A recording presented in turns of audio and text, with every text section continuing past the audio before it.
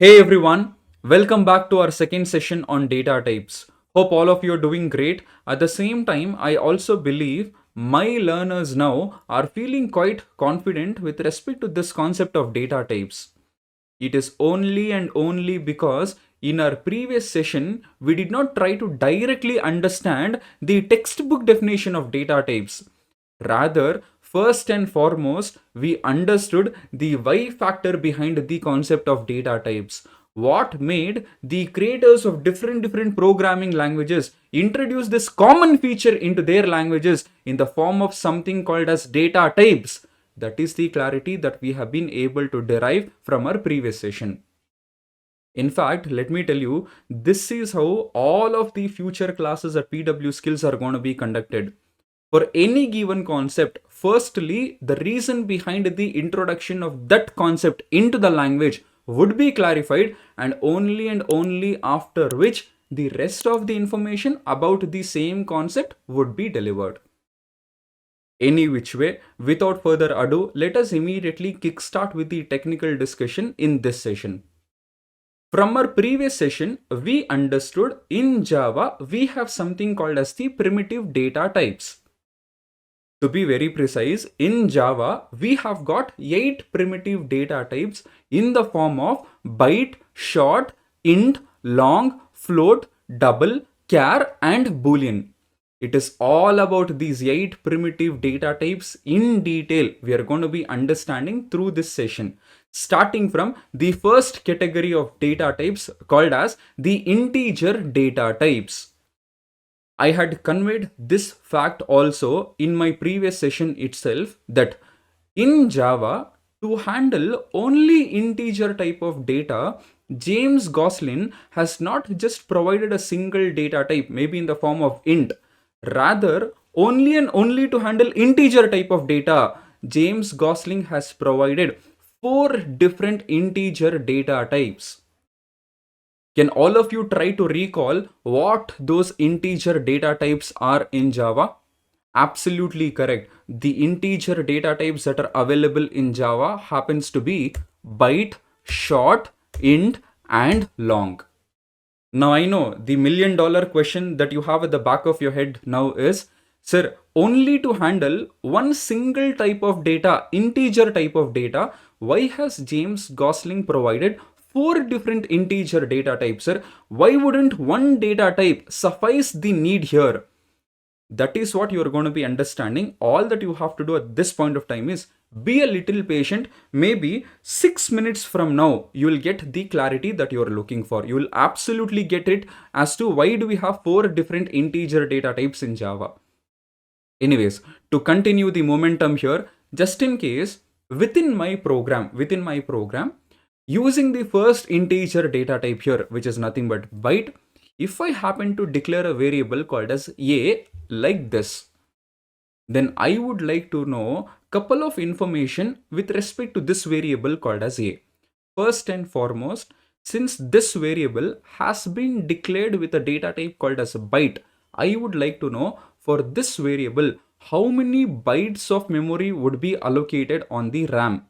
Secondly, within that particular memory location, what is the range of integer values that are going to be permitted to be stored in the memory?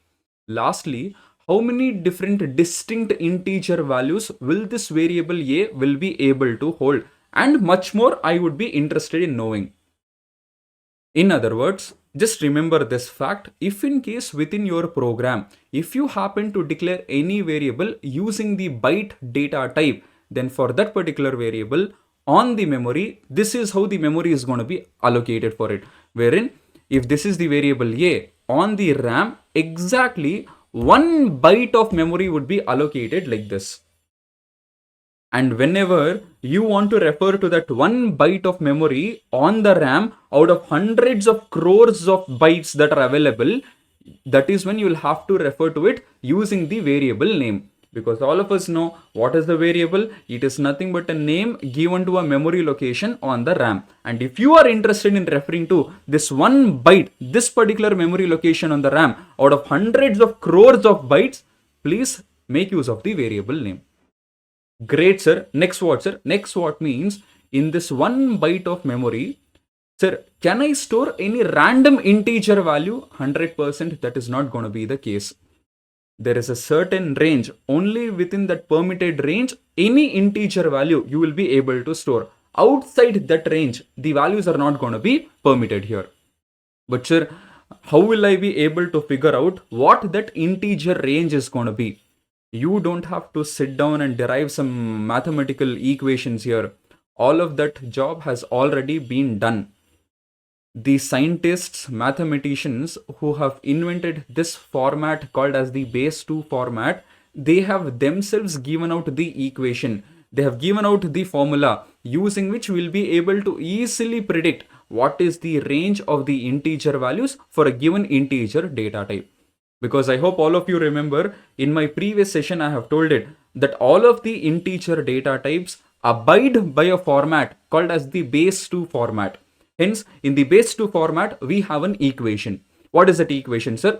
If a particular variable is going to occupy n bits in the memory, I once again repeat, I'm not talking in terms of bytes. I'm here talking in terms of bits. Then there is a certain minimum value and there is a certain maximum value. Sir, how will I be able to get what is the least minimum value? It is by using this formula, which is nothing but minus 2 to the power of n minus 1. This is how you'll be able to get the least minimum value. 2, the highest maximum value would be plus 2 to the power of n minus 1 minus 1. I know all of you are a bit confused about how to use this formula. Do not worry about it. When we apply this equation for the byte data type, everything about this equation would be clarified.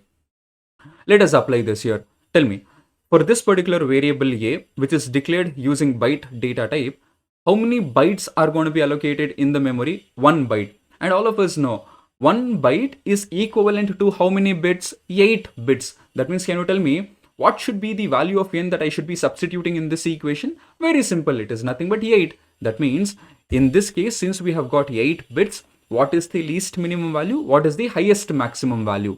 Least minimum value, we will be able to get it by using minus 2 to the power of n minus 1 value here, where the value of n should be substituted as 8. So observe this. This equation is going to become minus 2 raised to 8 minus 1 to plus 2 to the power of 8 minus 1 and minus 1.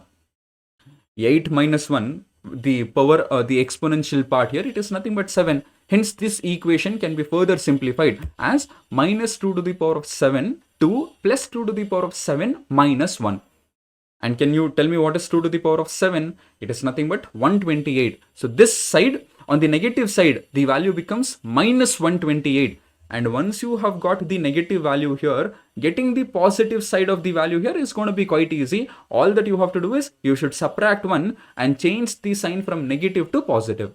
That means the final range here for a byte data type is going to become minus 128 to plus 127. Any integer value within this range where the endpoints are also going to be inclusive are going to be absolutely permitted within a byte type of a variable.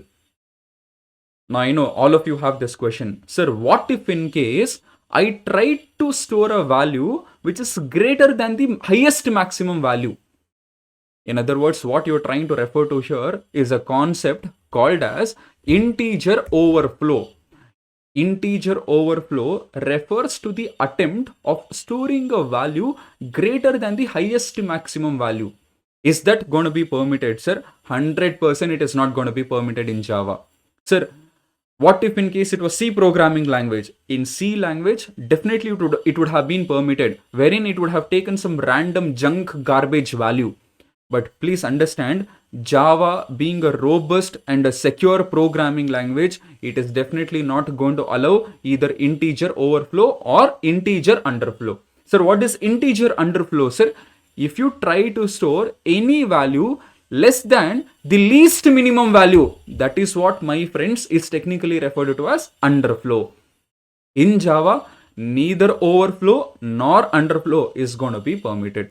And let us also have a practical proof of the same here. Now, let us code a program through which we will have to verify this, that there is a restricted range on all of the integer data types and any values beyond this range will not be permitted. Now, where do we type the program, compile it and execute it? For this purpose, it all boils down to your personal preferences.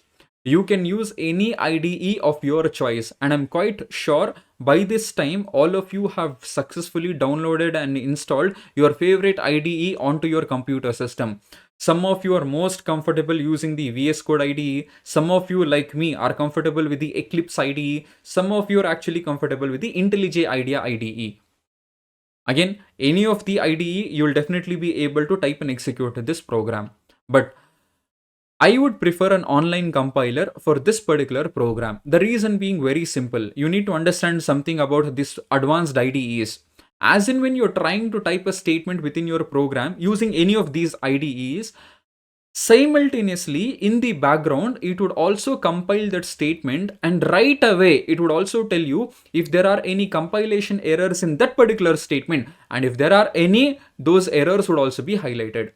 I don't want that effect for this particular program. This is my expectation. I would like to first complete the entire program code, then I would like to compile it, see if there are any errors. If there are no errors, 100% I can proceed for execution. Great, sir. But how do we use an online compiler? It is as simple as this. Just open any browser within your computer system, and in this address bar, all that you have to do is you just have to type online Java compiler. It is going to give you a list of different online compilers. Maybe I would prefer to use the online GDB compiler. This is the link. If I would just click on this, as you can see, the editor screen is right in front of me here. Let me minimize all of these unnecessary tabs for time being, and this comment is also not important for us in this particular session. Let us remove that as well, and I don't even want this particular statement, so I've just deleted it. Now, this is the skeleton structure of a simple Java program. I'm quite sure all of you are quite familiar with the syntax of a Java program.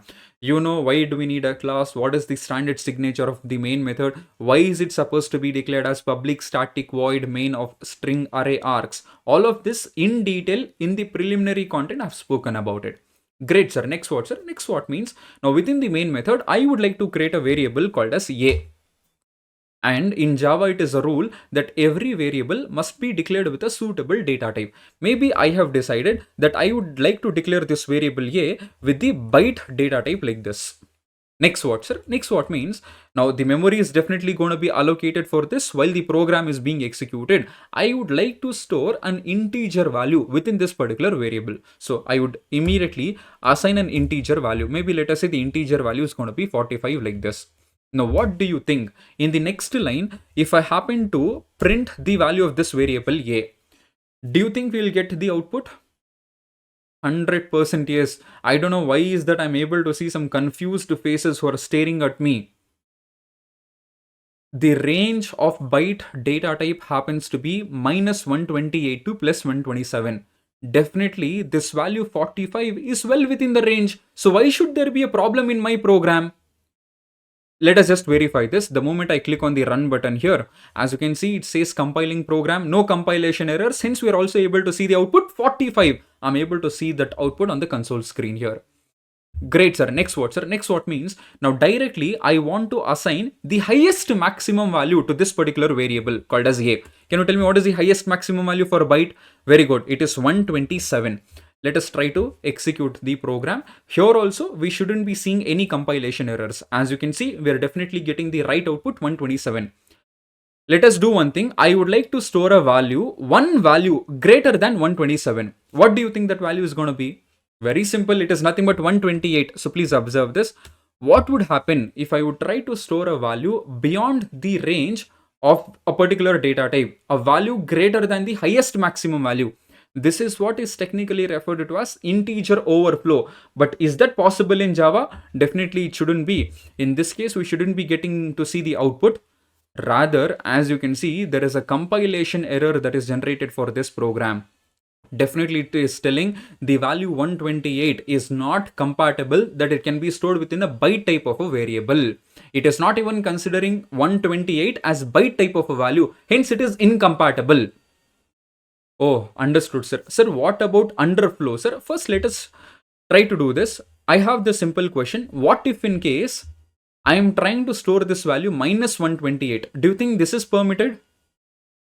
It should definitely be permitted because minus 128 to plus 127, that is the range. So observe this. Now if I would execute the program, definitely we should be able to see the output as minus 128. Great. Now just think about it. Simple mathematics question is what I'm asking here. Can you tell me one value lesser than minus 128? Some of you are telling minus 127. Unfortunately, I'll not be able to teach you Java, data structures and algorithms, programming, at the same time mathematics also. So please go back and refer to your school mathematics textbook. You will realize it. On the number axis, before minus 128, if you would go towards the negative side, it is going to be minus 129. Hence, minus 129 is a value which happens to be lesser than minus 128. So let us try to store that particular value here. This is what is referred to as integer underflow, and according to our understanding, it should also not be permitted. As all of you can see it on my screen, and I think this is the sufficient proof for whatever statement I had made while I was explaining the range of the byte data type. Great. Now let us proceed with the short data type next.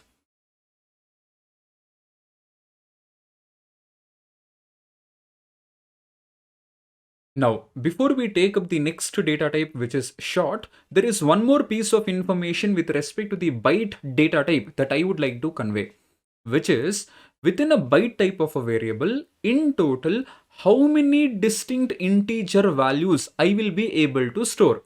Sir, what do you mean to say? Because we are already aware of the range here, which is minus 128 to plus 127. Absolutely correct. Now, my question is not with respect to the range here. It is with respect to the total number of allowed values.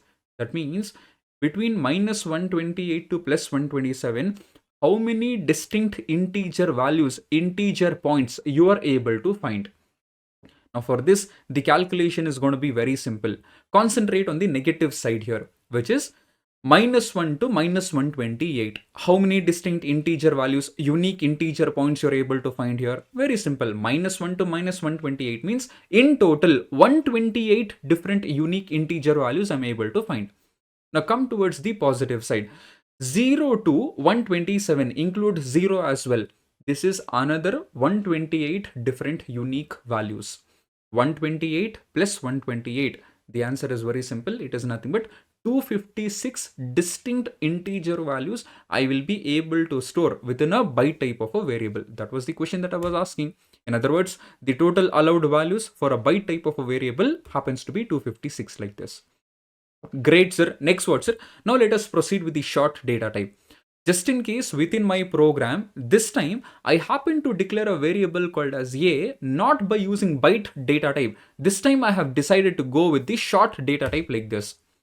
In this case, I would like to know for this variable a on the RAM, how many bytes of memory would be allocated? The answer is very simple. Please always remember this.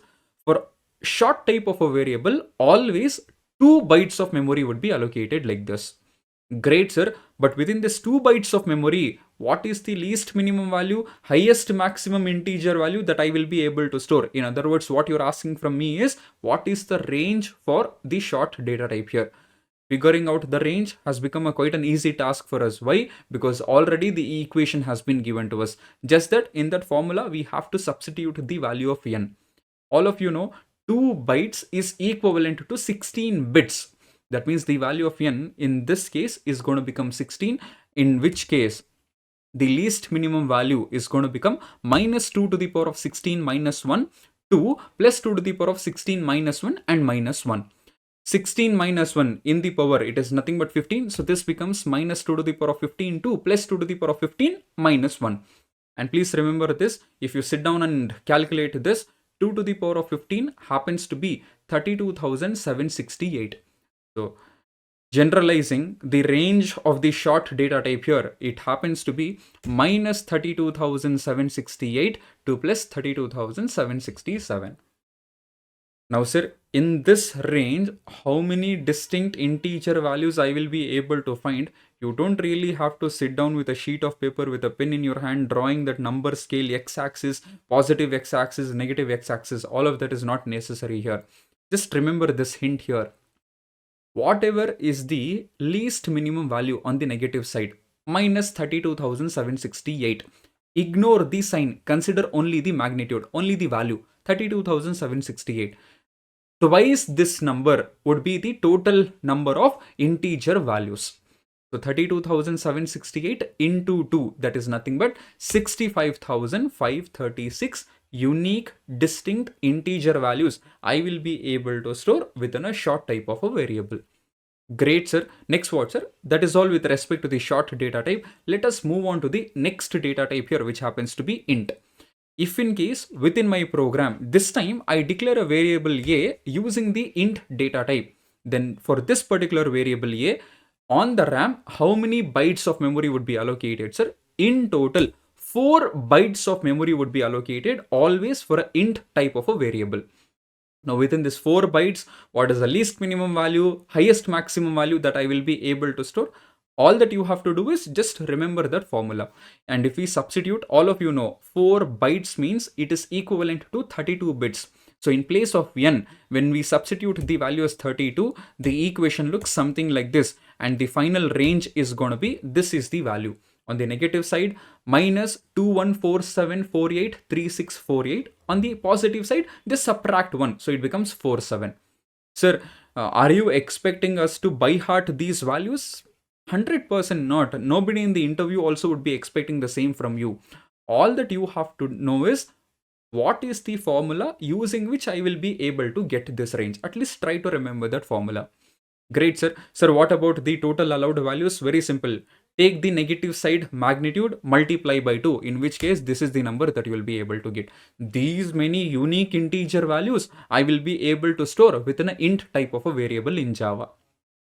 Great, sir. Let's move on to the last integer data type here, which happens to be long. So if in case I declare a variable a, this time by using the long data type, then for this variable in Java, in total 8 bytes of memory would be allocated like this. What about the range, sir? In place of n this time, I should be substituting the value as 64, in which case this is the final range that I will be able to get it. Huge value it is going to be. Also, I want all of my learners to have an eye for detail here. Please notice at the end of the value here, you see that there is a suffix called as L that I have attached here. Very soon you will understand the reason behind that suffix. Anyways, total allowed values, this is the total number of allowed values that you will be able to store within a long type of a variable. Just remember, it's a huge value. You see, it is into 10 to the power of 19. That means after this number, 19 zeros can be followed after the decimal point. Great, sir. All of that is perfectly understood. But still, that $1,000,000 question that we had at the back of our head as to why James Gosling has provided 4 different data types to handle only integer type of data. That is still not yet answered, sir. That is what next I would be answering.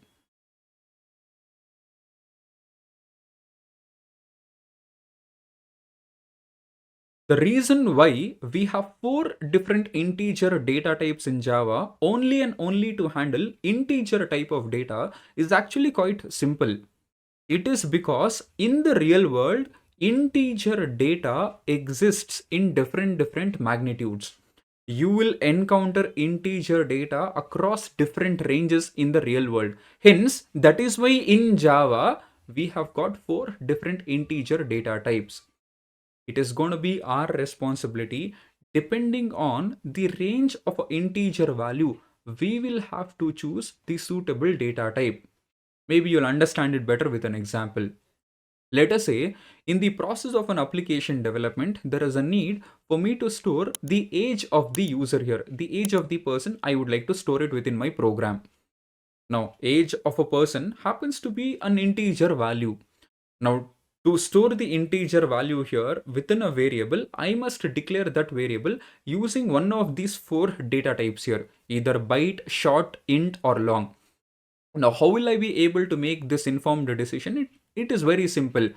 Age of a person. First, think about it. This particular value, what do you think is going to be the range? What do you think is going to be the lower limit? What do you think is going to be the upper limit? Minimum age of a person, 0 years, just born baby. Maximum age, maybe you might live for 60 years. Sir, what, sir? Why are you reducing our lifespan? Okay, man. If you're going to be satisfied, okay, you want to live for 70 years? No, no, sir. Okay, 75 years? Maybe, sir. Okay, 80 years, are you happy now? 90 years, 100 years. If anybody would live beyond 100 years, next day you will be the prime topic of debates in the news channels. What is the secret behind this person living for more than a century? All of the newspapers would definitely have a separate article published for you. Anyways, the way we are treating the mother nature, definitely we'll have to pay a heavy price, and the price that we are paying is by reducing our own lifespan. Recently, I had come across this article wherein there has been a research that has been made because of the pollution in the city, which is Delhi. The average lifespan of a person is going to be reduced by 12 years. This is the adverse effect on human beings. Anyways, so age of a person, according to me, it is going to range between 0 to 100. Now, all of these four integer data types, 100%, they can easily accommodate this value between 0 to 100. But think about it. How do you call yourself as a skilled developer? You will have to make sure the job is also done. At the same time, the system resources, here I'm referring to the memory, you will have to efficiently utilize it. When I can get the job done just by allocating 1 byte of memory, am I a fool to waste 8 bytes of memory, 4 bytes of memory? 100% no.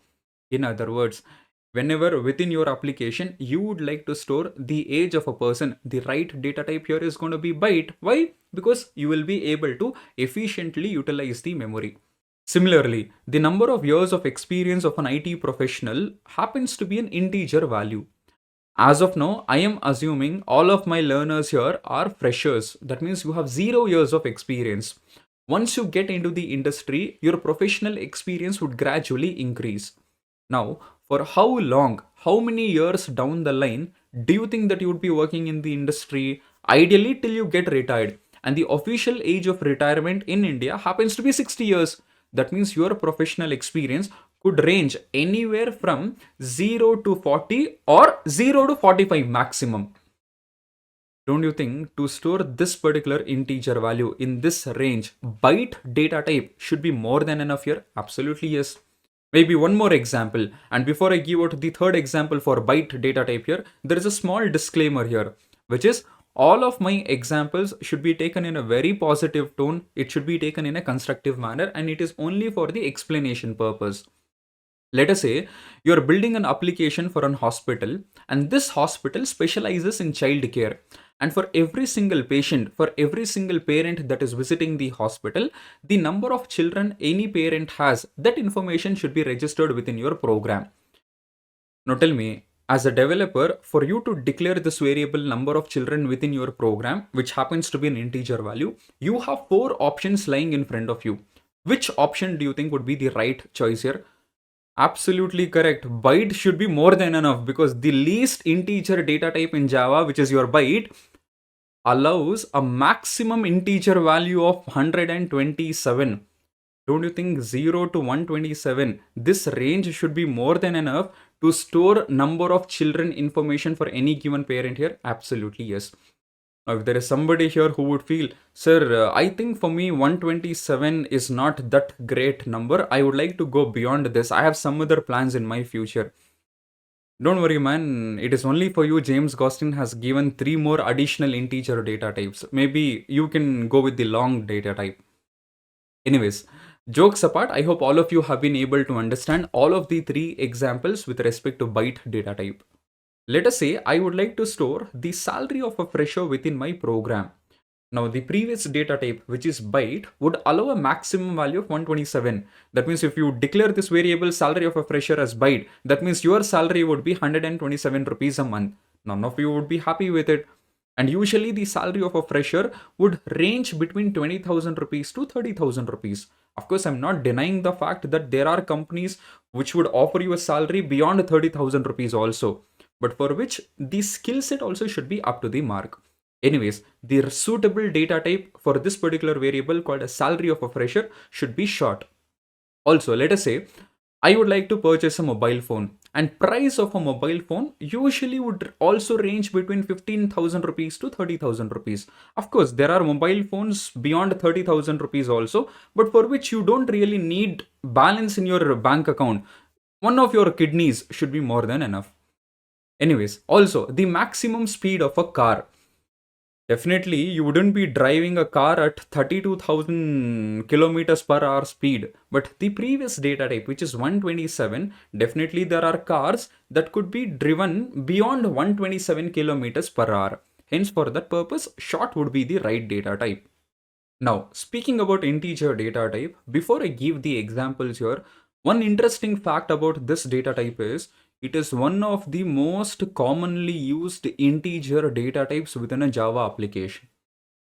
Let us see some examples here. Let us say I would like to own a house, especially in metropolitan cities like Bangalore, Hyderabad, Pune. It is extremely difficult to own a house for 32,000 rupees. That is what short would allow the maximum value. Hence, the right data type for the price of a house would be integer data type. Let us say I would like to store the distance between two countries. Integer value 100%, it would be beyond 30,000, in which case integer would be the right data type. Also, I would like to store maybe the population of a country in my program, in which case also integer data type would be the right choice in this case. Of course, the population of India as we speak today happens to be around 1.4 billion approximately. And if I've got the facts right, we have already surpassed China behind. And as I speak today, I think India has ranked one as the most populated country in the world. Of course, if I have to store the population of the entire world, which is around 8 billion, and in a billion you will have 10 digits. In 8 billion, the first digit would be 8. Though we have 10 digits in the range of integer data type here, but integer data type would not be sufficient to store population of the entire world. But population of India, which is around 1.4 billion, 100% it is possible. I hope all of you are understanding here. Let me check your understanding. Let us say I would like to store the mobile number of a person. Do you think I'll be able to store it using integer data type?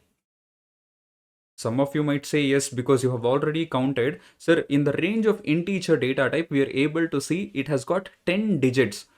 That is fine, man. But what is the starting digit here? It is 2. I don't know how many of you are aware of this fact. In India, the mobile number series start either from 6, 7, 8 and 9. Just think about it. Though you have 10 digits, but here the first digit at the max, it is 2. Hence, it is not possible to store the mobile number of an user using integer data type, for which definitely we will have to prefer the next data type, which happens to be long. Of course, to store the mobile number, maybe to store the distance between two galaxies and the population of the entire world, this would be the right data type. I believe with all of these examples, the question that we had at the back of our head, why do we have 4 different integer data types in Java? The answer is quite simple. It is in order to store the integer value with respect to different ranges using a suitable data type so that the memory could be efficiently utilized. That is the answer for this.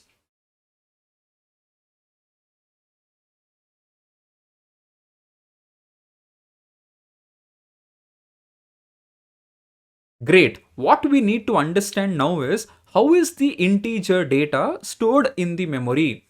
Whatever integer value, we are going to specify it within our programs. It could be 45, it could be minus 128, it could be 32,767. Any integer value that we are going to specify it within our programs, or the integer data that we are going to receive it as input from the user.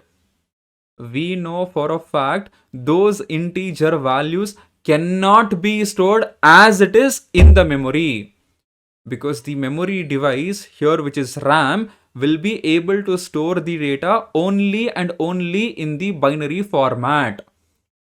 In other words, what we are going to understand now is how is the real world integer data stored in the memory. In fact, we are going to see a practical proof of the primary purpose of data types, which is to convert real world data into the binary form using a specific format. We have been speaking about this statement again and again from the previous session, but now is the time that we are going to see a practical proof of the same. Great, sir. We are very excited to see how the real world data is going to be converted into the binary format. Just understand this. Let us say within my program, I have this particular declaration statement wherein I'm trying to store an integer value as 45. Now, do you think when the program is executed, in the memory also, this data 45 will be stored as 45 itself like this? 100% no. It should definitely be converted into the binary format. How, sir? But before that, we'll understand something about this variable a. For this particular variable a, on the RAM, how many bytes of memory do you think would be allocated? Correct. Since it happens to be byte type of a variable, I have just now explained it. For all of the byte type of variables, 1 byte of memory would be allocated on the RAM. So see, this is how 1 byte of memory would be allocated. Now, whenever you want to refer to this particular memory location on the RAM, that is when you have to make use of the variable name. See, this is that variable name A. Let me also specify the size of the memory here, which happens to be 1 byte. We also further know that this 1 byte is going to be divided into 8 partitions, where each partition is technically referred to as a bit. So see, 1 byte is going to be further divided into 8 bits like this. Oh, great, sir. Next what, sir? Next what means now in these 8 bits, definitely I won't be able to store the data as 45 because each bit can either accommodate a 0 or a 1. That means I have to now convert 45, which is in the real world format, into the binary format. Now, how would the conversion take place, sir? That is when I had conveyed this, that every single data type follows a specific format in order to convert real world data into the binary form. And can you all recollect what is the format all of the 4 integer data types follow? Very good, it is the base 2 format. That means it is now the base 2 format that would come into action.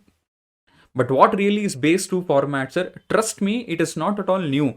All of you, maybe in your schooling or 11th or 12th standard, you would have definitely learned about the base 2 format. It is only that you have forgotten it by this time. But what really is base 2 format, sir? Just understand this. It is all about simple division operation here. Consider the number that must be converted into the binary format. In this case, it happens to be 45. Then immediately start dividing that number by 2. In which case, I would be getting the quotient as 2 2s are 4. Once again, 2 2s are 4. But since we had 5 in the numerator, obviously the remainder is going to be 1.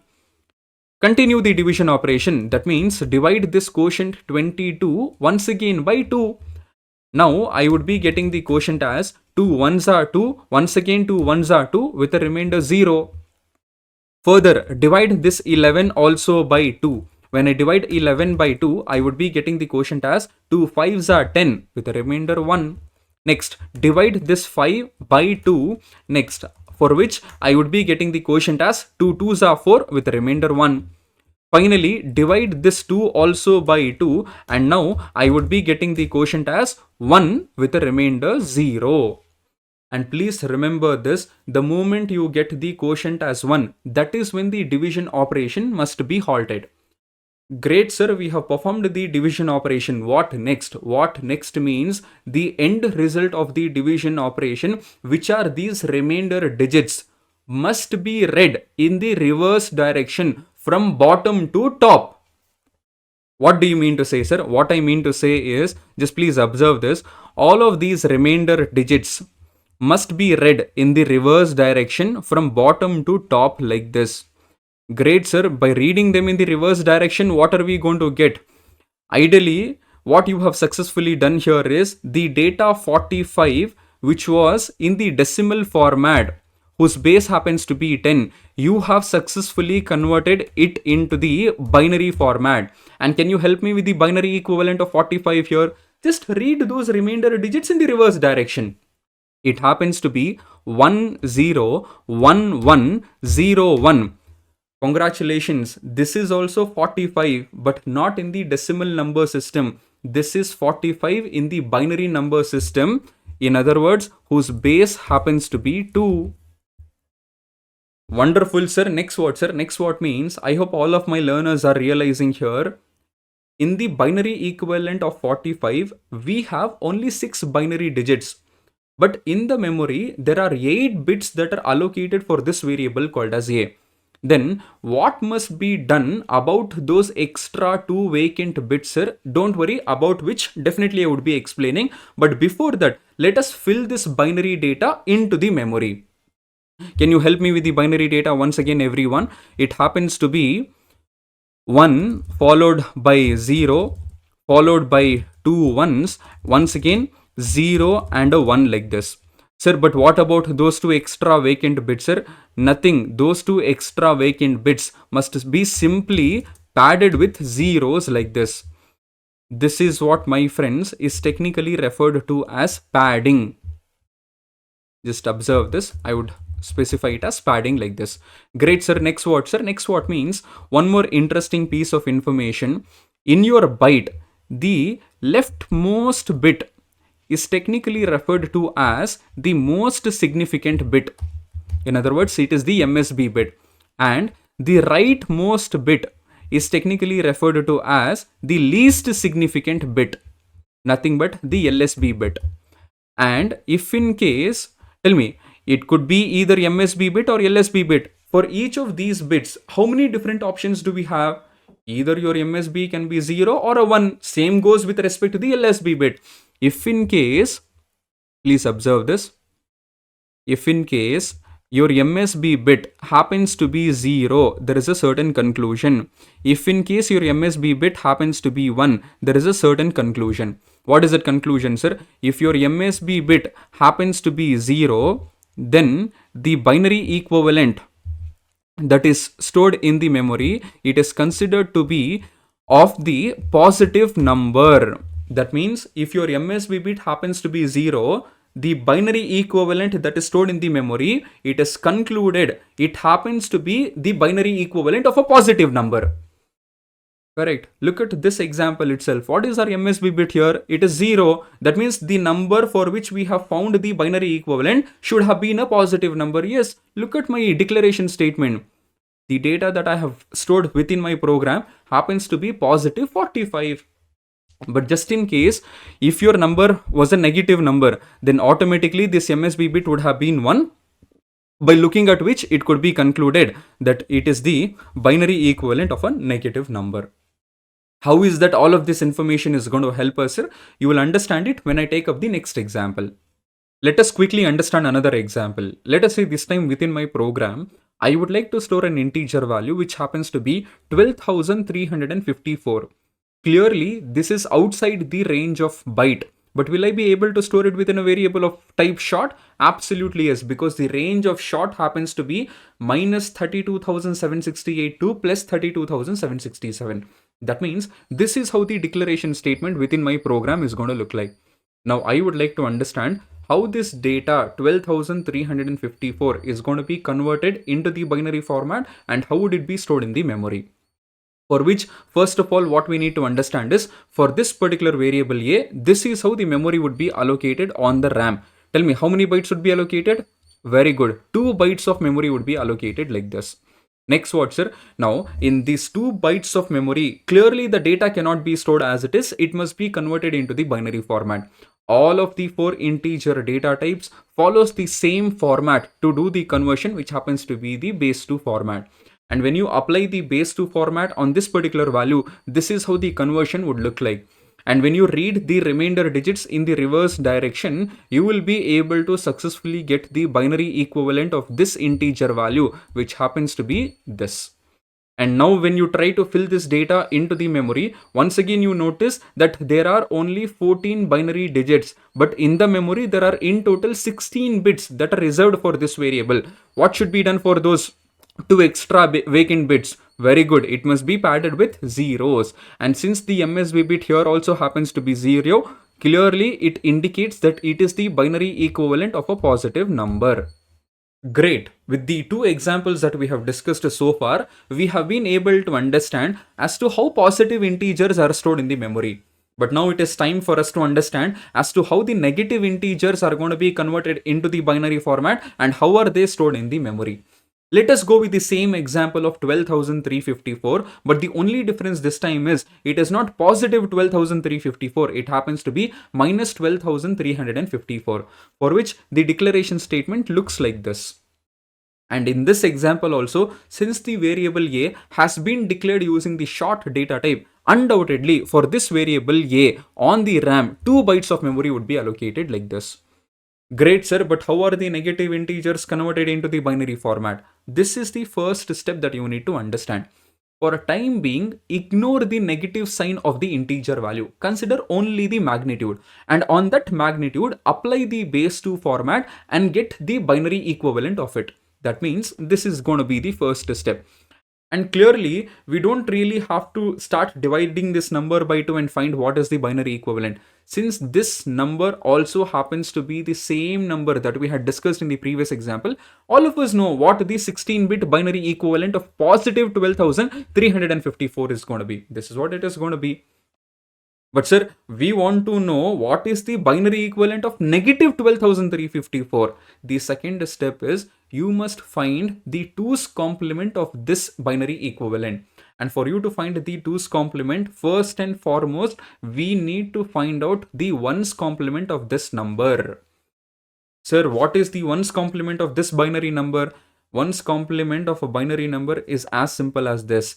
Wherever you have a 1, you have to interchange it with a 0, and wherever there is a 0, you must swap it with a 1. That is all you must be doing. Hence, when you try to find out the 1's complement of this binary equivalent, this is the number that you are going to be getting in the binary equivalent. Great, sir, but we wanted to find out the 2's complement.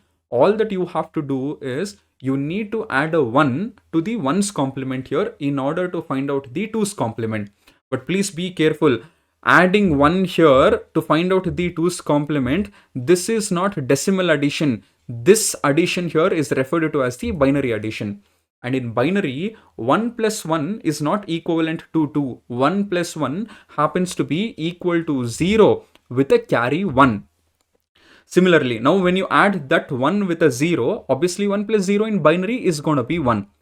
And since for the remaining binary digits, you don't have anything to be added, obviously it is going to be the same. And congratulations, what you have been able to successfully find out. Here is the 2's complement of the binary equivalent of 12,354. And this is what, my friends, is going to be stored in the memory for negative integers. Hence, in the memory, this is how the data is going to be filled. And as you can notice here, in this case, the MSB bit here happens to be 1. And what is the conclusion? Very good. It is the binary equivalent of a negative integer. I hope all of you have been able to understand. For positive numbers, simply apply the base 2 format. That is what is going to be stored in the memory. But for negative integers, we need to find out something called as the 2's complement of the binary format.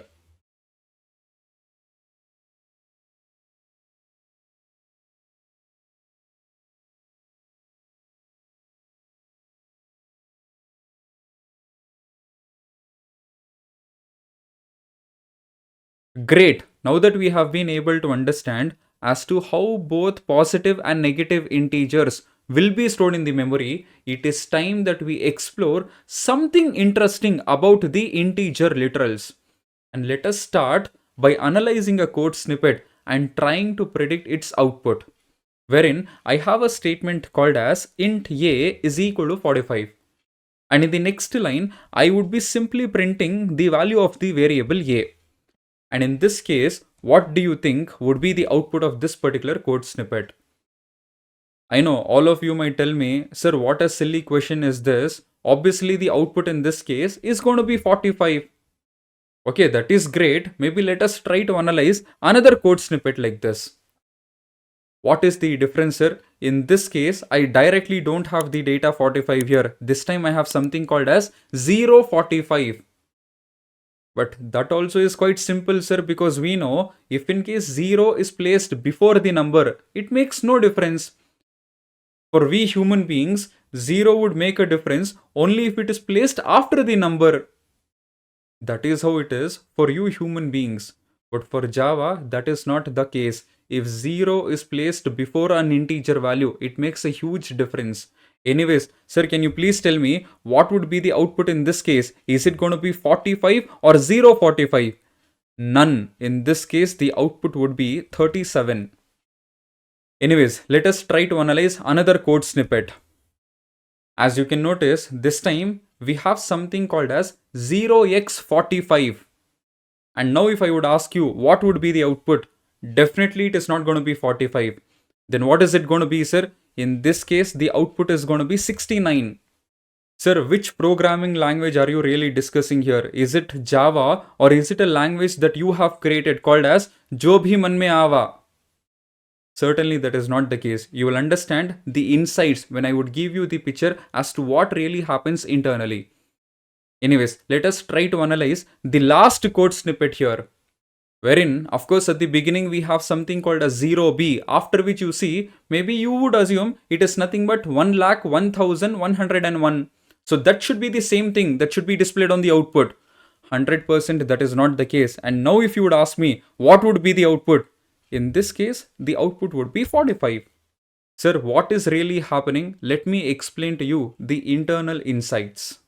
Let us get back to the first code snippet and understand one by one as to what really is happening internally. In the first case, I have directly specified the integer value 45 without placing anything at the beginning. Basically, there is no prefix that is attached at the beginning of the value 45 in the very first code snippet. In such case, by default, Java would consider such integer literals to be present in the decimal format whose base happens to be 10. I repeat this statement once again. Whenever to an integer literal there is no prefix that is attached, such integer literals would be considered to be present in the decimal format. That means if you would ask me in what format have you specified the input in the very first code snippet, sir, I would say the input here, no doubt it is going to be 45, but it is expressed in which number system format? Undoubtedly, it is in the decimal number system format whose base happens to be base 10.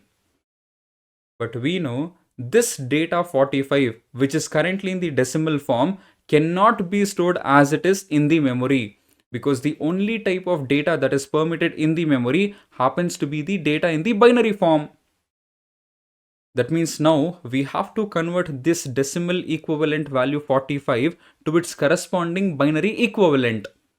And how do we do that conversion, sir? We have already done that. It is simply by applying the base 2 format like this.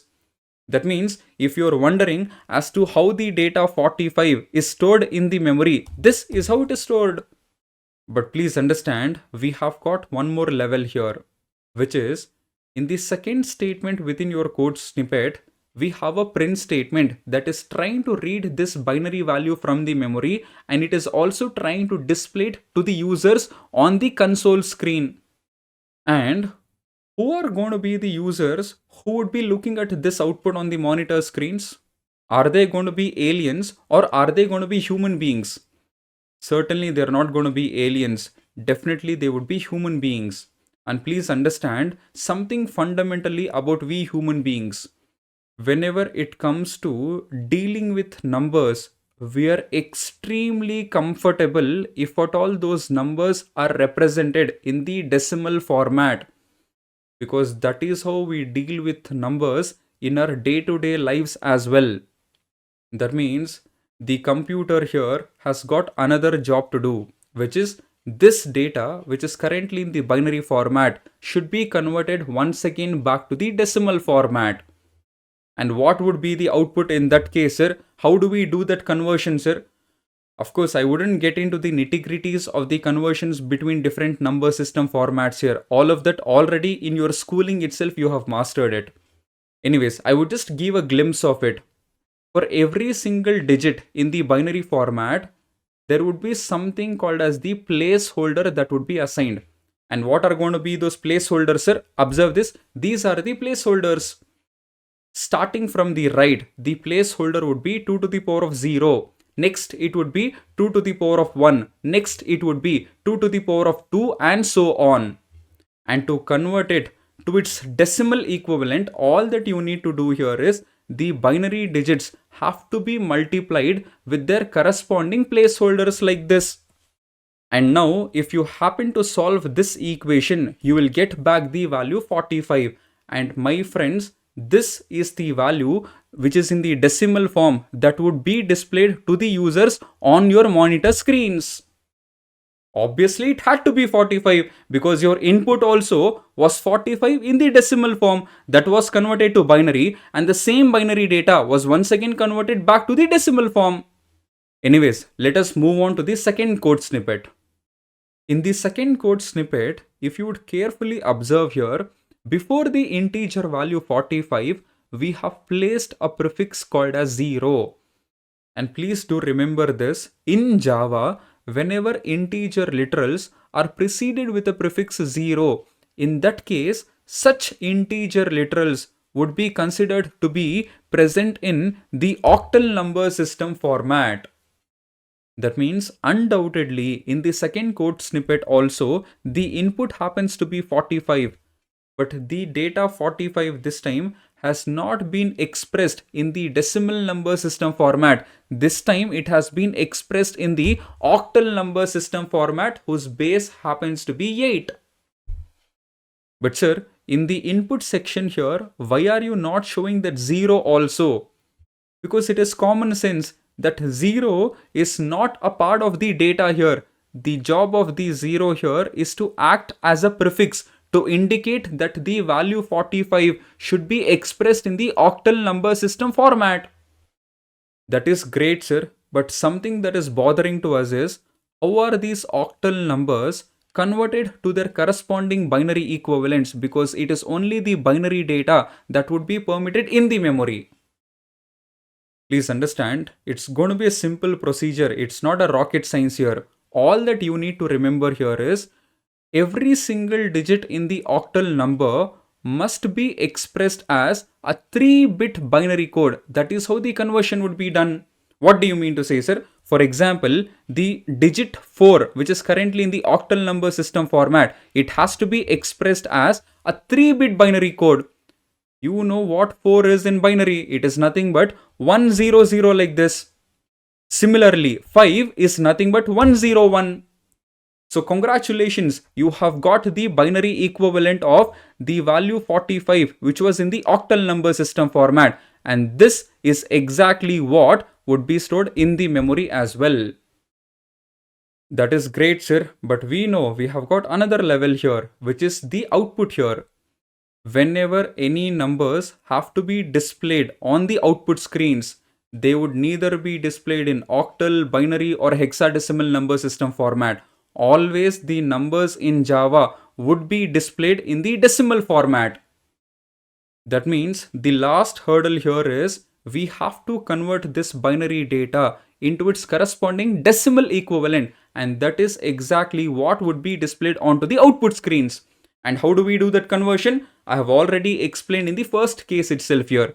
Simply multiply each of these digits with their corresponding placeholders, and in that case, this is how the equation would look like.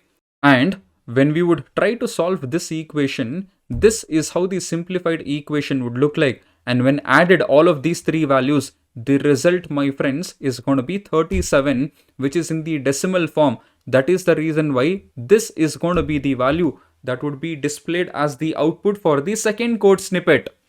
Let us move on to the third code snippet and understand what that prefix 0x would do the magic in the third case.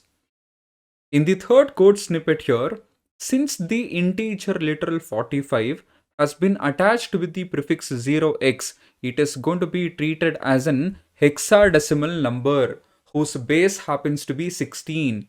That means in the third code snippet here, undoubtedly the input here happens to be 45, but it is definitely not in the octal or the decimal form. In this case, it happens to be expressed in the hexadecimal form whose base is 16. then how would this hexadecimal value be converted to its corresponding binary equivalent, sir? Just like how in case of octal number system, every single octal digit you will have to express it as a 3-bit binary code. The only difference for hexadecimal digits is you will have to express every single hexadecimal digit as a 4-bit binary code. That is all the difference is. That means the 4 that you see here, it is nothing but would be expressed as 0100 like this. And what about the digit 5, sir? It is nothing but 0101. That means if in case you are wondering how would this hexadecimal number 45 be stored in the memory, this is how it is going to be. And once again, I don't have to repeat it. This binary data, when it is being read and when it has to be displayed onto the monitor screen, definitely it must be converted to the decimal form. And how the conversion would happen? By using the placeholders here. And this is how the equation would look like. Wherein, as all of you can notice here, I have literally ignored all of those terms where 0 happens to be the multiplier, because we know 0 into anything is just 0. And what this equation would simplify to, sir, it is nothing but 64 plus 1, which is nothing but 69, which is in the decimal form. That is what I had also mentioned as the output of the third code snippet here. Anyways, now let us understand what is the prefix 0b would treat an integer literal as. In the last code snippet, I am sure even before I give out the explanation as to what the prefix 0b is used for, most of my learners are able to guess as to in which format the integer literal has been specified in the last code snippet here. And you're absolutely right. The prefix 0b, whenever it is attached to an integer literal, that integer literal would be considered to be specified in the binary number system format, whose base happens to be 2. That means the unique factor about the last code snippet here is the input that I have specified here, the integer data has been directly specified in the binary format. And now if you are wondering as to how this data would be stored in the memory, this is such a VIP piece of data here to which absolutely no modifications would be done, because directly you have yourself provided the data in the binary format. And in the memory, that is the type of the data that is permitted. Hence, it is going to be stored as it is in the memory also like this. And you know where the difference would come into the picture. Now when I have to print this value onto the monitor screen, definitely it must be converted to its corresponding decimal equivalent. And you know how the conversion would be done. And this is how the conversion is going to be done. Basically, this is the binary equivalent of the decimal value 45. In other words, onto the output screen, you should be able to see the output as 45, which happens to be a decimal value.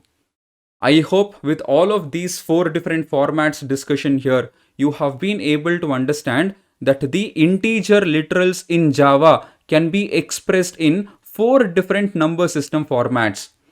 If no prefix is attached, then it would be treated as a decimal number. If a prefix 0 is attached, then it is going to be treated as an octal number. And if a prefix 0x is attached, then it would be treated as an hexadecimal number. And if a prefix 0b is attached, in that case, it would be treated as a binary number. And please do remember this important note here, that the prefixes and suffixes in Java are case insensitive. That means X and B here, either you can use as uppercase characters or also you can be using the lowercase characters. Great. Now that we have got a fair enough understanding with respect to the different prefixes associated with the integer literals and how do we express an integer value in 4 different number systems within our Java programs, we have been able to thoroughly understand it. It is now time that we shift our focus towards one suffix that is associated with one of the integer type literals. And the suffix that I'm talking about here happens to be the character L. When do we have to use it within our Java programs? That is what I'm trying to explain. Please focus and understand. All of us know as to what is the range of the int data type. We know that this is the least minimum value and this happens to be the highest maximum value. But let us say I would want to store an integer value within my program which happens to be greater than the highest maximum value of the int data type. Or maybe I would like to store an integer value that happens to be lesser than the least minimum value. In which case, can I proceed ahead with the int data type? Absolutely not. That is when I will have to opt for the next greater data type, which happens to be long. This is the reason why in Java, 4 different integer data types have been provided to us. Now, using the long data type, let us say within my program, I would like to store an integer value that happens to be greater than the highest maximum value of the int data type just by one value. What do you mean to say, sir? This is the integer number that I would like to store within a long type of a variable. You know, definitely I won't be able to accommodate this integer value within an int type of a variable because we know in Java neither integer overflow nor integer underflow is permitted. Hence, now let us try to also include a print statement here, and the moment I would try to execute this program, forget about you getting to see the output. There would be a compilation error that would be generated in this program. Sir, all of us are shocked here. Why would there be a compilation error that would be generated in the code snippet that we have coded here? Because we know the integer value that we have specified here happens to be beyond the range of the int data type. That is why very smartly we are not storing it within an int type of a variable. In fact, we are storing it within a long type of a variable. It should be permitted because we know the range of long data type happens to be quite a huge range. This value can easily be accommodated. You're absolutely correct, whatever you're thinking, but unfortunately, there is an important conclusion about the Java compiler here, before which I want all of you to read the error message that would be generated here. Integer number is too large. What do you mean to say, sir?